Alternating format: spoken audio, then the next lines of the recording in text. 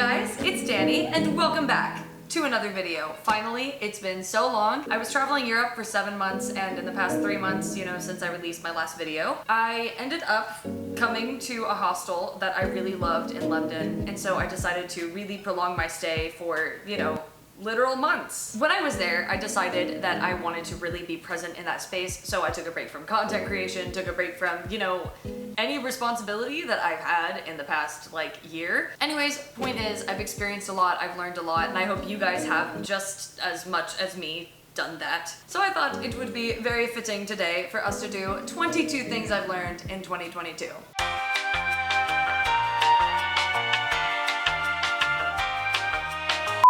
Number 1, the people who become your best and closest friends may not be who you initially think. I've found on my travels that oftentimes the people who I judged rather heavily initially became some of my closest friends. There was one girl who I observed who was very flirty with all the guys and very touchy and affectionate, and honestly it made me rather uncomfortable. So I kind of assumed, there's a lot of cool things about her, but at the end of the day I don't really think that she's going to end up being a person who becomes one of my good friends. You know what, I'm putting this jacket back on. And then as time went on, I slowly developed a really close friendship with her. There was one point at the hostel where I was writing everybody love letters. So I wrote it to long-term guests and members of the staff. And then this girl came into the hostel as these love letters have already been funneled out. And she was like, hey, where's my love letter? For the sake of this video, her name is Atticus, even though that's a guy's name, but that's the name, okay? So I wrote Atticus a love letter saying, Atticus is an intense, freaking angel. Anyways, the day before she left, the two of us had a little lunch together, and she says to me, I have a present for you. She hands me this letter, and I was like, oh, it's a love letter. So I was expecting a little 1-sentence love letter like I'd been giving to everybody else. But instead she wrote a full 2 pages of just appreciation and gratitude for me. And as I read this at our little brunch date, I cried. I had never received a letter in which I felt so seen and understood. I think the thing that really stood out to me the most is she said, you're so loving and affectionate,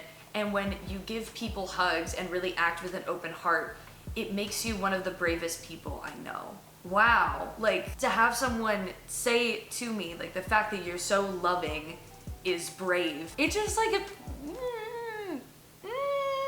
I expected that all the people that I would find who I really would resonate with are people who were in spiritual circles, but I've been a part of spiritual online communities for a long time. I've only really made 2 close friends from the online spiritual community, and there's one of them who I've never even met in person. So and then here I am, solo traveling, and then making friends from around the world, and I did not expect this community to be so introspective and so curious and so just in alignment to me and what I'm doing. What? Expect the unexpected. Always act with an open heart and an open mind, because you never know what gifts somebody has to offer you. Number 2, if you want to be less judgmental, just become curious about whatever or whoever it is. If you are in judgment of it and you do not want to be experiencing this sensation and this push away of judging something, the best thing you can do is ask questions. Think of it as solving a puzzle. Every single person, place, thing is capable of being empathized with. Curiosity is the antidote to judgment. Number 3, how to cook rice in a pot. I know this sounds stupid, Beach, you should already know how to cook rice. It's not that hard. Well, I did know kind of how to cook rice. It's kind of hard for me to just explain it in words, so let me just show it to you. Hello. Ignore the fact that it is now nighttime. I actually do not have any rice, and I'm making pasta for dinner, so I decided in place of rice, to show you the example, I'm gonna use this elbow mac and cheese. This is what I'm using. Shout out to number 11 on the list of this. You will see that very soon. But yeah, basically first step, you just pour all of your rice into a pot like that. Ideally one that, fits your rice better. Oh, I forgot. You're also supposed to add oil at the bottom so it doesn't stick to the bottom. You don't have to. I've done it without the oil before, but yeah, you're supposed to. And then you get some water. I would honestly suggest using an electric kettle, but this is America. We don't have electric kettles here for some unknown reason. Then you get some water. I'm filling it in a mug because I have one hand because I'm filming.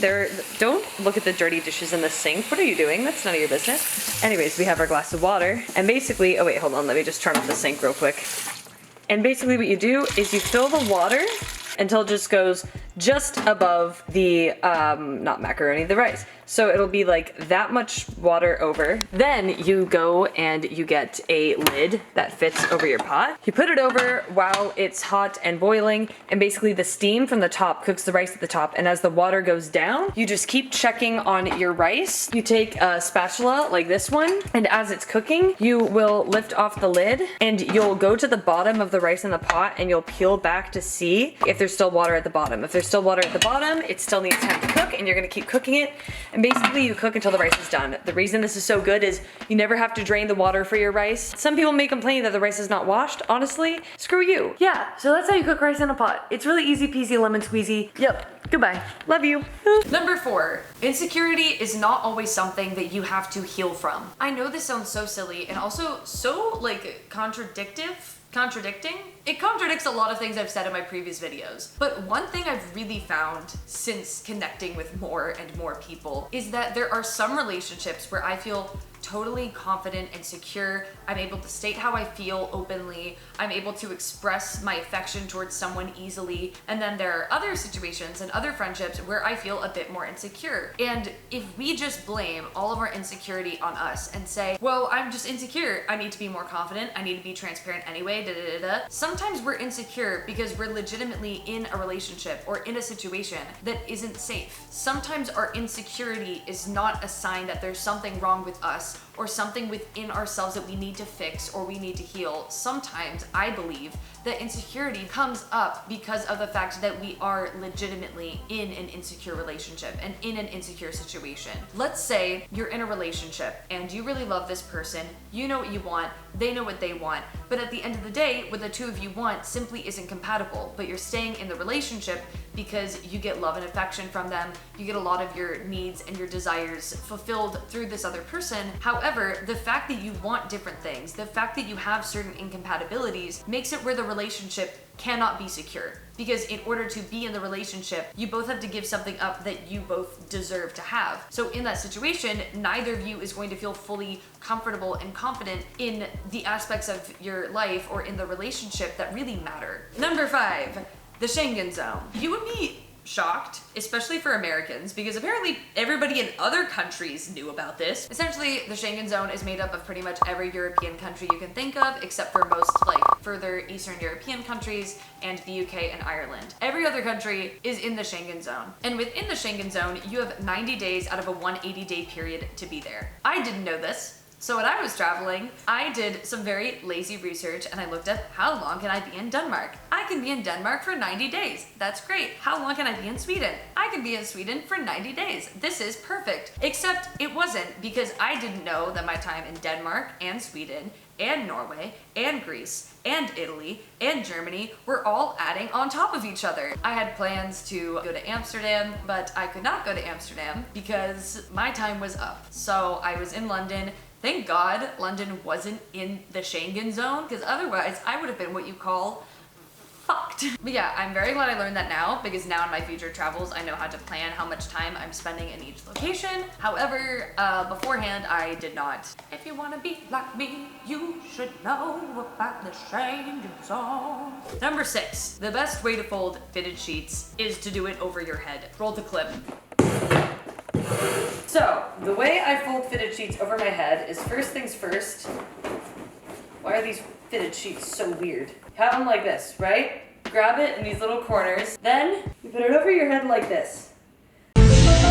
Then, you grab your hands like this, and you grab like the stretchy part, and you go back to the corners up here. You can release it from your head, and you put it into those corners. So you basically fold the fitted sheets into itself. Place it down on the table. This fitted sheet is weird, so ignore it. Take all of these corners and make sure it's all kind of like tucked in. Then what you do is you kind of fold it.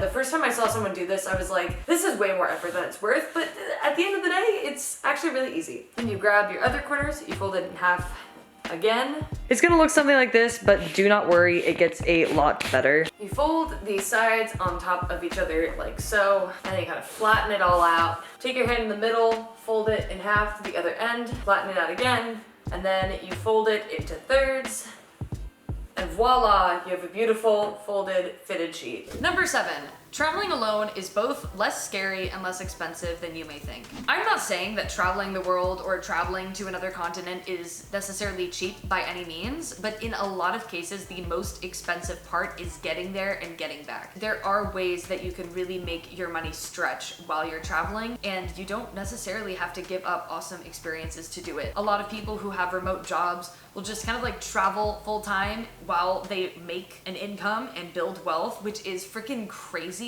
that people do that. Like, I want to do that. I'm going to do that. And honestly, like, I was really intimidated about the idea of traveling by myself in foreign countries. But the more you go to foreign countries, the more you realize that your own country is also a foreign country to other people. I've done like an RV trip across the States, which was intimidating at first for sure, but I was definitely more comfortable traveling within the States because it's something that I know. It's something that I'm familiar with. And then when I was traveling Europe, to me, it was a lot more foreign and different. And why are people driving on the wrong side of the road? It's crazy out there. But once I was in that experience, I realized like, I'm okay. Like, I'm actually able to sustain myself out here. I'm able to be in a foreign environment with people that I don't know and navigate this world. Honestly, if you have the desire to travel and you're scared to do it, I promise you it is so much less scary than you think. Even people I know who do have like some scary stories that are like rather upsetting, they still love traveling. In fact, there's one person who I met, which was probably the scariest travel story I heard, and it was in the States, in Atlanta, Georgia. That's crazy that the scariest travel story I've heard from other people has been in my home country. Number 8, I think this one might be a little controversial. Love at first sight is real. Okay, when I say this, I do not mean like being properly in love with someone where you're ready to completely like share your life and build your life and co-create your life with another human being can happen just by looking into someone's eyes once. Based on my theories of love, which I can get into in another video. I just tried to burp and then a fly tried to fly into my mouth. Sometimes all it takes to know that you are in energetic resonance with someone in a way that goes beyond just like, oh, I vibe with them, is just by looking into their eyes. There's been multiple times where I've looked at someone and I'm like, interesting, I feel something, there's something there. This person may not even be a person who I'm typically attracted to, or this may be someone who personality-wise I wouldn't expect to be into, but the more we get to know each other, the more we click and the more I feel like, wow, this is actually someone I really like. I may discuss this in greater length in another video, but honestly, right now, I can't be bothered, okay? Number 9, making homemade salsa is actually a lot cheaper, easier, and tastier than you may think. I have never made homemade salsa before this year. And you know, I was in the UK, and no offense, British people, but your food, kind of whack, okay? It was really upsetting to just have avocados that were perfectly ripe, taste like butt. So, I don't mean fish and chips. Fish and chips are, and the Indian food, pretty bomb over there, okay? Not gonna lie. I'm getting off topic. Point is, I used like those little like salad tomatoes that are like this big, 1 can of diced tomatoes. There's no cilantro. I mean, there is, but it's called something else, so I never knew what to look for because I'm lazy. There's no jalapenos that I could find, at least not at my local Tesco. But regardless, I was still able to use like some chilies and onion and a whole head of garlic, tomatoes, you know, all the things. And basically what I found is that when you put all the ingredients together and add some salt and add some sugar and add some tahini, you can create something that's really tasty. And I will not lie, it is laborious, it does take a lot of time and effort, but it's not hard. It's not hard to make it taste good. And that's with like, no offense, really. Oh my Grandbob, I'm filming right now. Could I have some privacy for a little longer?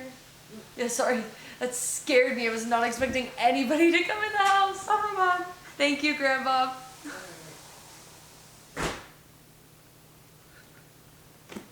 Who am I?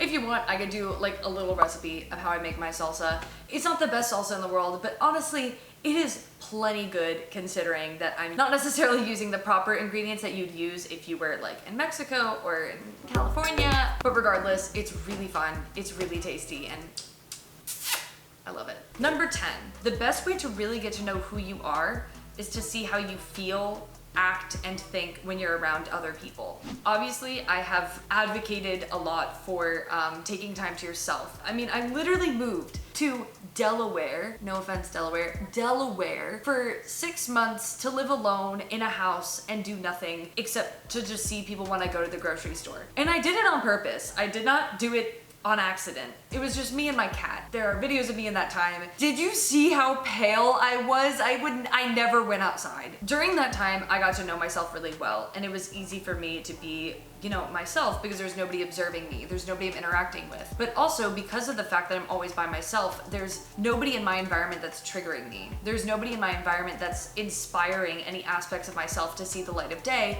And so I was kind of in this very specific frame of mind as I'm just kind of living my life alone. But as I started traveling, I realized that I would interact with all sorts of different people, and they would bring out aspects of me or sides of me that I never really identified with, or that I didn't really see in myself until I went there. I kind of discovered different aspects of myself because I was surrounded by so many different people and such a diverse crowd that I feel like I got to know myself better while I was traveling, as opposed to when I was sitting alone at home or interacting with the same people I always interacted with. It's like I unlocked other aspects of my personality that had laid dormant, and because I unlocked it, now here I can be more in touch with it and more in tune with it. And when something comes up that maybe previously I wouldn't have recognized in myself, now I'm more conscious and I'm more aware of it because other people have brought it out in a more exaggerated or profound way. Environment does mean a lot when it comes to like what you learn and experience with yourself. It's not just about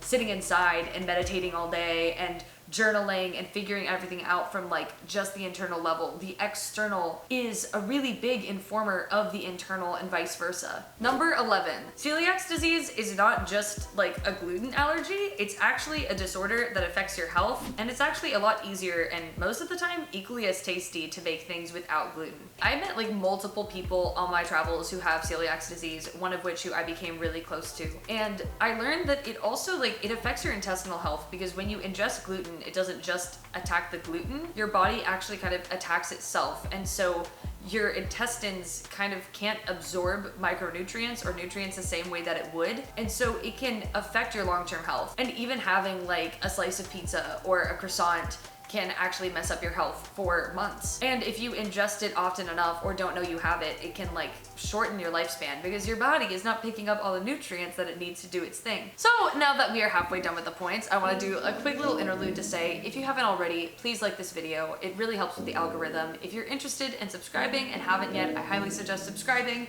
Or, you know, you can check out my other videos and see if you're actually interested and all that jazz. But yeah, it really helps. Hello, you guys. I just wanted to do a quick little outro. I really wanted to do this all in one part. I also really wanted to get this out before the end of 2022, but it is New Year's Eve at 8 p.m. and it doesn't seem like it's going to happen. So I am bummed, but alas, it is what it is. This video right now, it's at 48 minutes and 15 seconds. So that is why I am splitting it up into 2 parts. And I've pretty much just finished editing the second draft of the first half of the video. And usually I do at least 3 or 4 just to make sure everything is nice and tidy and pretty and all the audio sounds good and stuff that you don't care about. Stuff that you just get to sit back and enjoy and not think about the fact that I've been sitting in this chair and editing for the past the greater part of the last 2 days. I am really proud of this video though. So honestly, as past Dani said, if you do like it, please like it, click all the buttons, subscribe, do all the things. I am really excited to be back. I am really excited to be making content again. And I'm also really excited to try out some new things and share it with you guys. My 2022 was really impactful and transformative, and I don't know why I'm still wearing this. And I hope yours was just as transformative as my year was. And here's to an even better